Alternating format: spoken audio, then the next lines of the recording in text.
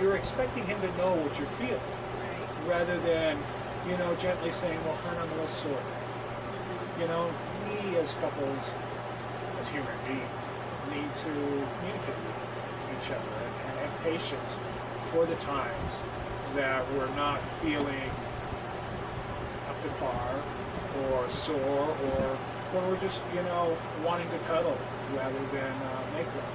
We need to be able to talk with each other and realize it's not a matter of infidelity or a lack of love or not thinking you're beautiful.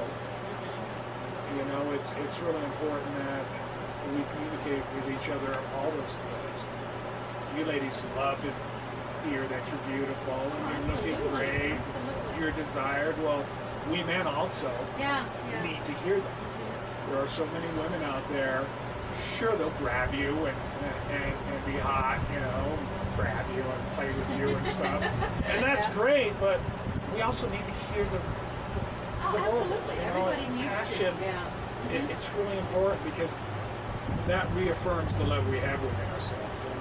You love yourself, which is paramount, but it's nice to have the affirmation from other people. That's where the ego gets involved. We got to keep that at check. I think that, as human beings, it's one that, a lot of people say we're spiritual beings having a human experience, but I believe that we're also human beings having a spiritual experience too. So it's both. And so the human part of us needs that reassurance with our lover, because we're not in tune with our intuitive skills as much, and we need to have those words, not just the words, but the feeling behind the words to say, hey, I love you, I desire you, and that's men and women both. Oh yes, very much so. Yeah. That's what makes it work. Talking to each other, and then and you write the about G-spot. this. Yeah, throughout the whole book, I have little chapters. In the future, I'm going to expand and have different volumes expanding on the individual chapters. Oh, wonderful! Because this little book isn't just about the sexual parts and getting off.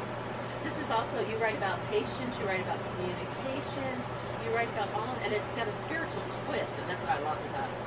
You use a spiritual twist about it. I'm a Kabbalist, and I'm a student of the Kabbalah, and have been for 25, 30 years probably, and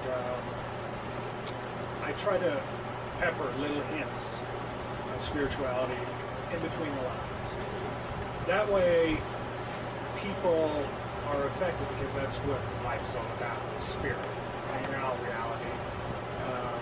The sexual part is good and it's okay, and a lot of people feel that sexuality isn't so important in life. It's very important. But I believe it is, and I wrote this book to reaffirm that and remind people how important it is in a relationship, because passion and desire are the creative force of life. Absolutely. Sexuality is a big part of us, and you talked about the Da Vinci Code in there, about Mary Magdalene and Jesus.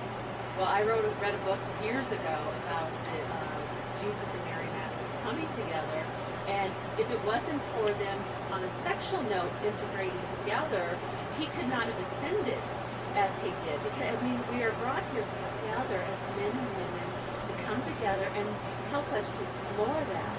So it's not just about the sexual part, it's also about, it opens up our creativity. When you're sexual, your creativity's flowing. And so that, this is, I think, is wonderful, and you write a lot about that. You really touch on that, the spiritual side of things too. The G-spot's just a small portion. If you read in between the lines, you'll get a lot of things out of it that will help you in daily life. Right. Because if you're happy and your desire is high, and it doesn't have to be sexual, desire in doing what you love, desire in creating things, it all is a base root emotion. And that desire is what created the videotape you're looking at. And it's creating everything. And it's so important to nurture that. And that's where the self-love, if you love yourself, who are you really loving? The oneself. Because really we don't do anything ourselves. Right. Self-love's huge. spirit. It is. And the more you can self-love yourself, and now I'm not just talking about physically, but isn't all men fit in that category? And I don't mean to put them in a box, but, you know. Applying self-love. Yeah, self-love. Yeah, but I believe that, you know, at a young age we're really curious, and I think you ladies are a lot more curious than you let on. You know, but I think women hide that. I can only speak for myself, but, you know, I didn't get into that until years ago. I mean, I got married at 17, was with him since I was 15, and he was the only man I was with until I was 37, and I got divorced. And so, I hated sex. Now, look at me, I'm talking about it. You know, you were saying you've been doing this, yeah. Well, you know, I think boys will be boys, you know, and at a young age. I think the difference is a lot of them just do it for the sake of getting off, you know, and I think that's how we all begin, because it feels good, and you know, to feel that feeling, it's great.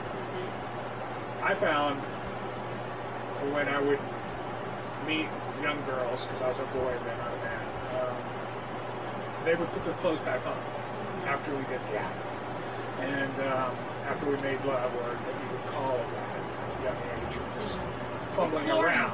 Yeah, fumbling around. But they were so insecure with their bodies, they would put their clothes back on. So I personally trained myself to stay erect a lot longer. That way, the act wasn't over, and that way I could enjoy their bodies a lot more. And you know, through life and through the book, I give little hints of stamina and building stamina. Because if you focus on your partner, your body's going to do what it needs to do. You don't have to think about what's going on. And if you think about it, ladies included, it's going to stop everything. You got to enjoy yourself. Be in the moment. Be in the moment. And, you know, so self-love for me was teaching myself how to abstain longer periods of time so I could enjoy the beauty I was with. Because within my paintings and my photography, it's all about beauty. And I focus on that, and I just love being with beauty. And I like it clothed and not clothed, and I mean, it's just a very central thing. And throughout my life, that just gives you a little bit of history of how I came to this point. I pay attention, and I need to pay attention. And I mean, I couldn't have written this book, and I couldn't be helping people out if I didn't. I mean, it was more than a preoccupation for me to enjoy and experience it. Now, not until the later years of my life did I come to be more respectful to my partners and all those involved. When you're an adolescent, you take things for granted. Absolutely, yes. Well, I know we could talk all day. I mean, there's lots of subjects we could cover here, but I want to thank you for coming and joining us. Tell everybody where we can get your book at. You can get me at Amazon.com. Just type in GSPOT, and you can just do that in the subject finder. You don't even have to go to the books. It'll come up number 1 or 2. And then you can go to the Holy G Ware, Holy G Ware, HOLYGWEAR.com. Find it there, or any other online book outlets. Wonderful. I mean, this is a great little book. Pick it up. You'll enjoy it. There's more in this little book besides just the G-spot. I'm looking forward to your other books. Thank you. And they can find you at The Examiner. That's right, theexaminer.com. Any questions on the Denver Sex and Sensuality Examiner? So look it up. Just go down to the bottom of the page, hit relationships. Awesome. Thank you so much. Thank you so much. Pleasure speaking with you. I love this. Thank you, everyone. Come again and join us. I want to thank Annie and Craig at Annie's Mountain Retreat for allowing us to be here at her romantic cabin today, talking about a wonderful subject for a lot of couples.